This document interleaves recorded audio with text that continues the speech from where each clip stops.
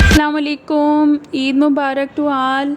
क्या हाल चाल है सबके। ये देखिए हमने मेहंदी लगाई थी बच्चियों ने और मैंने मिलके, तो मैंने कहा मैं आपको दिखा दूँ। और ईमान कह रही हैं ईद मुबारक। हाँ जी, आज मैं आपके लिए नमकीन गोश्त की रेसिपी लेकर आई हूँ। फ़र्स्ट डे ये सभी बनाते हैं और अगर आप नहीं बनाते तो आप ये ज़रूर ट्राई कीजिएगा। बहुत ही सिंपल रेसिपी है, ओनली 3 इंग्रेडिएंट्स इसमें डलते हैं तो आप और ये झटपट से तैयार होती है। कोई एक्स्ट्रा आपने इसमें इंग्रेडिएंट नहीं डालना। इसके लिए मुझे चाहिए 1 टेबलस्पून जिंजर गार्लिक पेस्ट और 1.5 टीस्पून साल्ट और 3 टेबलस्पून मैंने इसमें ऑयल डाला है। और मटन मैंने लिया है 1.5 KG. It's up to you. मैंने थोड़ा चर्बी वाला लिया है और ये अपने ही फ़ैट में बहुत ही मज़ेदार सा बनता है। एक पैन लेके तो मैंने उसमें ऑयल डालना है और इसमें आपने कोई चाट मसाला, गरम मसाला, कोई चीज़ नहीं डालनी। खाली नमक से और लहसुन अदरक के पेस्ट से ये तैयार होता है और बहुत ही मज़ेदार सा लगता है। अब मैंने इसमें ऑयल डाल दिया है और इसके साथ ही हम इसमें लहसुन अदरक का पेस्ट डाल देंगे।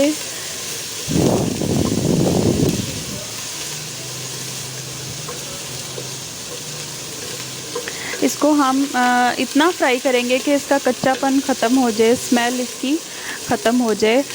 तो थोड़ा सा ये लाइट ब्राउन सा भी हो जाए।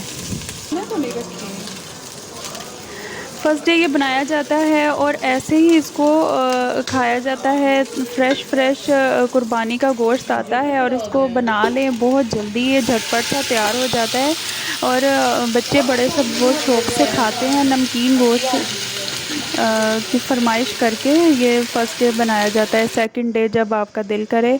अब मैंने इसमें गोश्त डाल देना है। आप कोशिश करें कि इसमें 30% तकरीबन फ़ैट वाला हो ताकि वो अपने ही ऑयल में ये पकेगा। मैंने इसमें सिर्फ 3 टेबलस्पून ऑयल इसीलिए डाला है कि ये अपने ही ऑयल में पकेगा। इसकी यखनी बनेगी अपनी ही यखनी में और अपने ही ऑयल में नहीं ये बनेगा। इसको हमने थोड़ा सा फ्राई करना है हाई फ्लेम पे। इतना इसको फ्राई करना है कि इसका कलर चेंज होना शुरू हो जाए। अब ये देखें आहिस्ता आहिस्ता इसका कलर चेंज होना स्टार्ट हो गया है। अब देखें इसका कलर चेंज हो गया था तो मैंने इसमें 3 कप पानी डाल के इसको ढक के रख दिया है और इसको आप हल्की आंच पे रख के भूल जाए मतलब 1-1.5 घंटा इसको अच्छी तरह पकने दें कि अच्छी तरह ये गल जाए, बहुत ज़्यादा सॉफ्ट हो जाए। ये देखें ये अच्छी तरह गल चुका है। इसको मैंने एटलीस्ट 1 आवर इसको मैंने धीमी आंच पे पकाया है। अब इसमें हल्की सी यखनी है, बाज़ लोग इसको ऐसे ही यूज़ करते हैं। आप इसको अगर नान या रोटी के साथ खाना चाहें तो आप इसको थोड़ी सी यखनी के साथ खा लें। और अगर हमारे यहाँ पे ड्राई खाया जाता है तो मैं इसका पानी खुश्क कर लूँगी, थोड़ी सी आंच तेज़ करके इसका पानी खुश्क कर लेंगे। ये देखें इसका पानी खुश्क हो चुका है और मज़ेदार से ये बहुत टेस्टी बनता है विदाउट एनी मसाला, किसी मसाले के बग़ैर खाली नमक डाल के आप इसको बनाएं। आपको वाकई बहुत मज़ा आएगा और इसको ज़रूर ट्राई कीजिएगा और बच्चे भी इसको बहुत पसंद करते हैं। और मुझे अपने फ़ीडबैक से ज़रूर आगाह कीजिएगा और अगर आपको मेरा चैनल पसंद आ रहा है तो इसको लाइक और सब्सक्राइब ज़रूर करें। Life with Iman.